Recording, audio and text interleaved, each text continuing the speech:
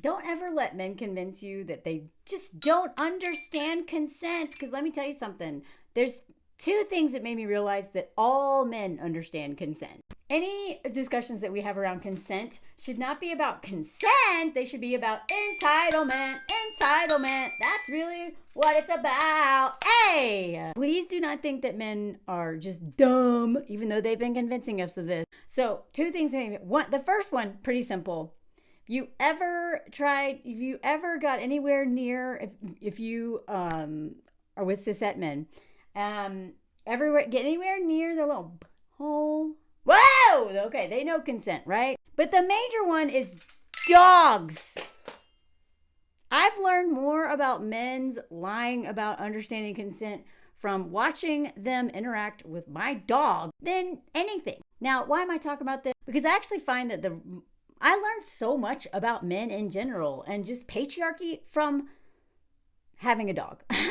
In fact, I actually learned what it's kind of like to be a man sometimes when I walk this dog, because here's the thing. I'm going to get into the consent thing in a second. Here's the thing. When I'm walking this dog, I know he is a lab and he looks just like a harmless little whatever. But let me tell you, there's a lot of people who are afraid of dogs, especially big dogs. He's a pretty big dog. And nobody knows if this dog is dangerous or not, even though he's a lab. It's not like he's a pit bull who have like bad reputations and stuff, right? Like labs don't usually go out attacking people. And yet still a lot of people, but especially children, and are just like, ugh, they get visibly scared. Now, I could take that personally and be like, but hashtag not all dogs. You know what I mean? But I don't. Why? Because I assume that person has probably had a bad experience with a dog or just no experience with dogs. And so they, rightfully so, and because they're smart, should be a little leery of dogs. Even though I'm a dog lover, was not afraid of dogs until I was volunteering at an animal shelter in Taos, New Mexico. And a pit bull literally came out of nowhere and just bit me so deep that I had to get a rabies shot. And since then, I've actually been afraid of dogs. I hate that for me because now they can smell it or whatever. But that kind of altered my relationship with dogs. I still love them. But I am more cautious around dogs because of that one incident. So, like every woman I know, women are rightfully afraid of men in general, right? I can't blame us, right? Some of us have been tortured by enough to just think all of y'all are grandpas until proven otherwise. Other ones, maybe not as many experiences, whatever, even though we've been conditioned under patriarchy to give you the benefit of the doubt for some reason. A lot of us don't want to be on a road near you late at night or if there's a group of you, right? And so men who, don't understand patriarchy or don't want to understand will be like, but it's not, right? So I understand, I don't get offended when people are scared of my dog. I just assume A, something happened to them at some point that makes them rightfully afraid of dogs, or B, or B, that they should be afraid of dogs because you know what? I still don't know this dog. We adopted him 5 years ago, and he still surprises me. Things I'm like, whoa, he's an animal, even though I may talk to him like he's a little baby and I use my little baby voice and I sing songs like whatever, he's still a dog. And there are a couple dogs in this neighborhood he does not like. I don't know why. It's very random, but he does not like these dogs, and I keep him super close to me and avoid those dogs because I don't want him causing harm, right? And anytime there's a child around, even though he doesn't seem to have an issue with children, I don't know. One of my friends had a Saint Bernard. He worked at a climbing shop that was the mascot dog. Saint Bernard, man, he just slept and was just all the time, right? And one kid went and pet him while he was asleep and he mauled her face. And my friend got sued. So I'm sorry, you don't know dogs. You don't know how dangerous they are. And so when people project their fear of what has happened with another dog or just the nature of dogs being animals onto my dog, I don't get offended.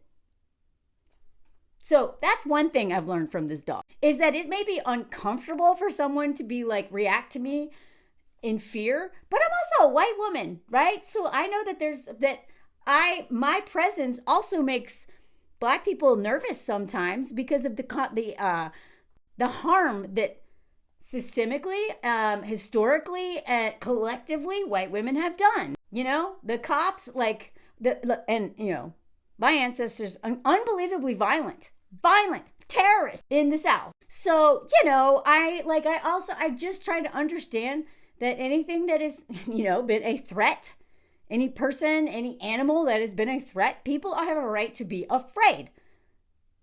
Even if it's not that individual person, if they are part of a group, they have the right to be afraid. I have a right to be afraid of men. Black, Indigenous, and other people of color have a right to be afraid of me. It's not personal. But I've also noticed that people's relationship with dogs, their individualism comes out. Their selfishness comes out with dogs, right? Oh, my dog wouldn't. Oh, you should trust my dog. Like, one of my friends has a little dog, and it has been attacked so many times because some other person with a bigger dog, or not even a bigger dog, just another dog, just swears up and down that dog is not dangerous. And then they go attack her dog, right? Like, this happens all the time. And it comes down to that individualistic mindset and like, oh, I never could, or like they're an extension of us somehow, right? But the most important point that I have learned from this dog is the consent thing. The people say all the time, if you want to teach a kid about consent, get a cat, right? If you want to teach boys about consent, especially, get a cat. And I think that's one reason why I didn't like cats for a long time, is I was like, wow, they're just so independent. And like, they just, when I was a child, I like wanted to cuddle with something. And so I was like, oh, well, cats like don't care. Like, and so I had to change my relationship to animals, where I was like, all right, they're autonomous not humans, but they're autonomous beings, and they deserve, like, they don't owe me anything, right? And what I love about I love cats now. I actually want to get one. What cats teach people is like, they don't give like, they're just like, no, I don't want to. I'm not coming near you. And then they have so much audacity, right? But what the dog has taught me is like, he actually does have boundaries, and I appreciate that. Like right now, he's like, I would rather sleep. I don't want to be in your dumb video. Good for you. But when I walk this dog, do you know how many men? It's not always men, but it's usually men who will pet him without asking.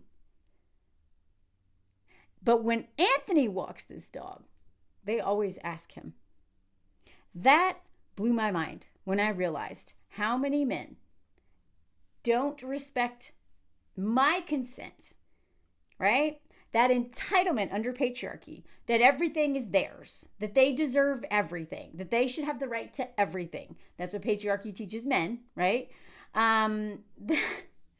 That because I'm a woman, then therefore they are above me in this hierarchy of hell, that whatever is mine is theirs. So they don't even ask. They just, and even, I remember one old man, I was just sitting there just trying to train him how to just sit and be calm, because I know this, like, he seems very chill, y'all, but he is a very anxious dog.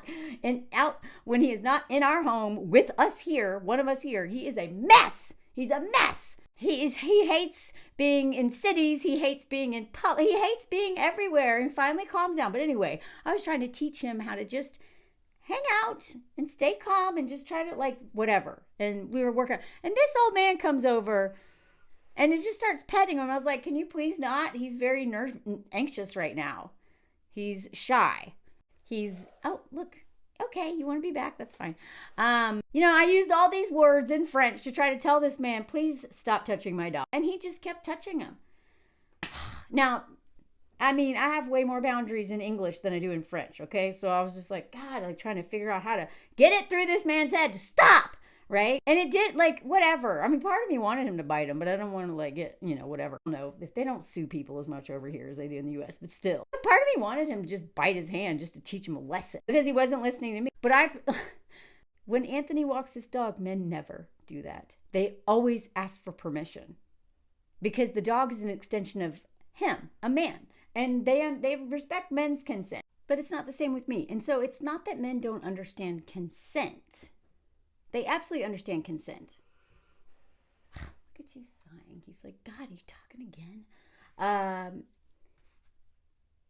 It's that it's an entitlement. They don't want to face their entitlement. And the same thing, I mean, and it's not just men, like the people with power always feel entitled, right? I mean, a lot of people, as soon as a woman is pregnant, they start touching her belly. All my friends who've been pregnant are like, you wouldn't believe how many people think they can touch my stomach. Like, I would never go up and touch anybody's stomach. Like, most people would never go up and just be like, just start rubbing a stranger's stomach or someone they know's stomach.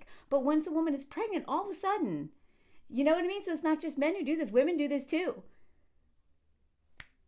Like, I remember being so when my sister was pregnant, I was like, oh my God, I wanted to touch her, but I was like, oh wait, I guess I should ask. You know what I mean? So I'm just saying, like, it's not consent. We don't understand. It is entitlement. Why do I feel entitled to have access to this thing, right? Touching Black women's hair, right? Like, there's books written about that, about white women, especially, not just women, I guess, but feeling entitled. You know what I mean? It's the entitlement. It's the entitlement. Whenever we think something belongs to us, right? Or somehow we are above something, adults with children, anyway, it's not the consent that people don't understand, because when it comes to us, we understand it. It's the entitlement thing, right? Which, as a survivor of childhood SA, one of the things is, it's not that I don't understand consent. I thought I didn't understand. What I didn't understand was the entitlement piece, because a lot of times I didn't realize that I don't owe people things, right? I didn't realize that I should have to consent to things because of what I was taught from early childhood, that my body is not mine. Patriarchy gave me that message, but then I got that pretty hard message in my personal development years as a child, that this is not my body, doesn't belong to me, it is everybody else's for consumption of other people. How I feel doesn't matter, right? So that lack of being entitled to my own body was the real issue, right? It's not consent. And so anytime we're talking about consent, we need to talk about entitlement. It's an entitlement crisis. It's an entitlement issue. That's what it's really about. Because I promise you, men understand consent. They absolutely do. What they don't understand and have to be taught is that they are not kings of the castle. The world is not theirs. They don't deserve everything. That is what they need to learn. Not what is yes or no. They know. They know. You will never convince me they don't know. So, any schmegs education, any anti-racism work, any ableism work, or any of the work around these systems of oppression, entitlement is it all comes from that. Feeling owed things that aren't yours. Owed services, owed labor, owed everything. Owed human bodies. That's what it's about. It's not about consent. Because I promise you, people do understand consent. Anyway, let me know your thoughts. And thanks for watching. Please join my Patreon. I have a live on Friday, January 3rd. I'm doing watch parties now. I'm doing travel content as always. And this is how you support my work, so that I can keep doing videos like this for everybody. Anyway, let me know if you heard the comments on. Comment song, most comment song, most comment song, most comment song. If you're new here, I sing comment songs of whatever I want. Most comment song, comment song, most comment song. Weird sleeper, comment, most comment song. When he got his balls off, cone of shame, big sweet baby, comment song, most cone of shame, yeah. Upside down, dog sleeping with those big old teeth. Look at you, weird sleeper. Don't need a pillow. Comment song. Time's running out. Tap a comment. Tap. Comment for the comment song. Most comment song. Did you hear it? Et voilà.